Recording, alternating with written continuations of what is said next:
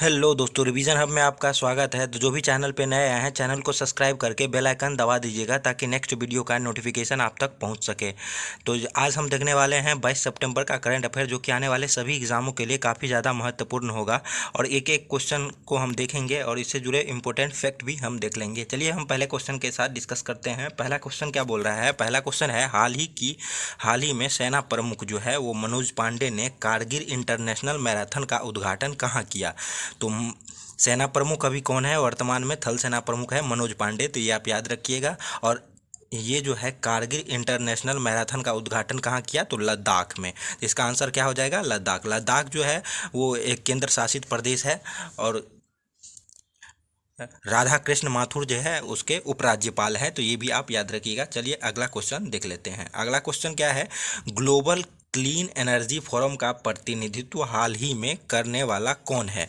तो क्या है? ग्लोबल क्लीन एनर्जी फोरम का प्रतिनिधित्व किसने किया है? तो इसका आंसर क्या हो जाएगा? डॉक्टर जितेंद्र सिंह। ये जो है पृथ्वी और विज्ञान मंत्री कौन है? जितेंद्र सिंह। तो ये भी आप याद रखिएगा, पृथ्वी एवं विज्ञान मंत्री है और इन्होंने ग्लोबल क्लीन एनर्जी फोरम का प्रतिनिधित्व हाल ही में किया। तो ये आप याद रखिएगा। चलिए अगला क्वेश्चन देख लेते हैं। अगला क्वेश्चन है, हाल ही में बांग्लादेश के किस क्रिकेटर ने टेस्ट क्रिकेट से संन्यास लेने की घोषणा की है? तो कौन बांग्लादेश के वो कौन से क्रिकेटर है? रूबल हुसैन। और जो है बांग्लादेश के क्रिकेटर थे। और ये जो है बांग्लादेश की राजधानी ढाका है। तो ढाका इसकी राजधानी है। तो ये भी आप याद रखिएगा। और इसका अगर मुद्रा पूछे बांग्लादेश का, तो टका। टका जो है वो बांग्लादेश की मुद्रा है, टका। ये भी आप याद रखिएगा। और उसके वर्तमान में प्रधानमंत्री कौन है? शेख हसीना। तो ये भी आप याद रखिए। चलिए अगला क्वेश्चन देख लेते हैं। अगला क्वेश्चन क्या बोल रहा है? चीन को पछाड़ कर कौन सा देश हाल ही में श्रीलंका के सबसे बड़े ऋणदाता के रूप में उभरा है?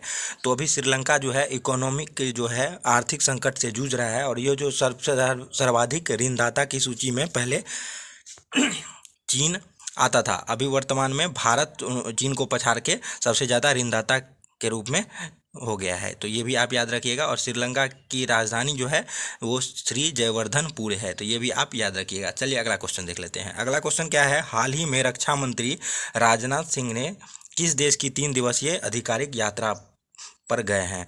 तो अभी हाल ही में अब वर्तमान रक्षा मंत्री कौन है? राजनाथ सिंह। तो सबसे पहले तो ये आप याद रखिएगा। और ये जो है मिस्र की आधिकारिक यात्रा पर गए हैं।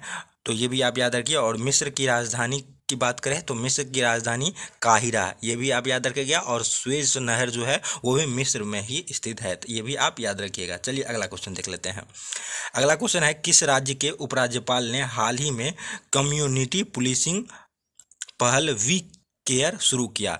तो दिल्ली के उपराज्यपाल जो है विजय कुमार सक्सेना, जो ये वी केयर नामक कम्युनिटी पुलिसिंग पहल शुरू की है। तो ये आप याद रखिएगा। दिल्ली के मुख्यमंत्री अरविंद केजरीवाल है। तो ये भी आप याद रखिए, काफ़ी ज़्यादा महत्वपूर्ण है, आम आदमी पार्टी से है। चलिए अगला क्वेश्चन देख लेते हैं।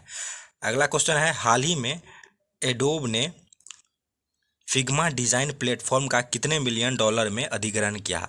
तो सबसे पहले तो ये आप याद रखिएगा, एडोब ने किसका अधिग्रहण किया? तो फिग्मा डिज़ाइन प्लेटफॉर्म।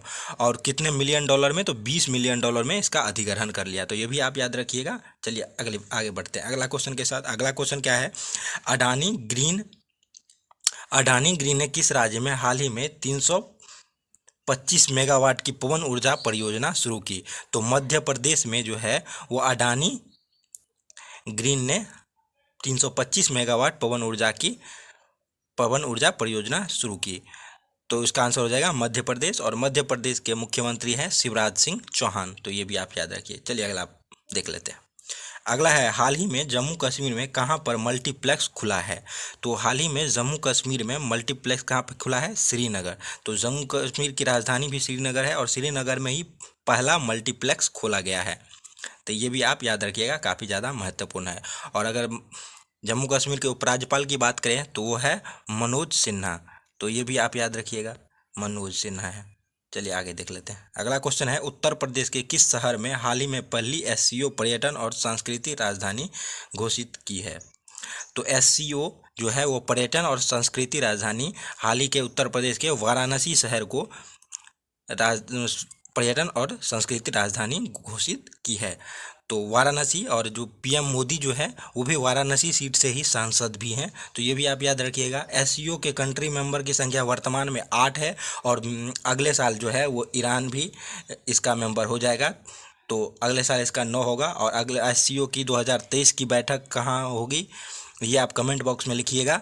और अभी 2022 की जो बैठक हुई है वो उज्बेकिस्तान में हुई है, और 2023 की कहाँ होगी ये आप कमेंट बॉक्स में लिखिए कि एससीओ की 2023 की बैठक कहाँ पे होगी। तो अगर आपको ये वीडियो और टॉपिक पसंद आया होगा तो चैनल को सब्सक्राइब करके बेल आइकन ज़रूर दबा दीजिएगा पल पल की अपडेट के लिए। मिलते हैं नेक्स्ट वीडियो में, तब तक के लिए धन्यवाद।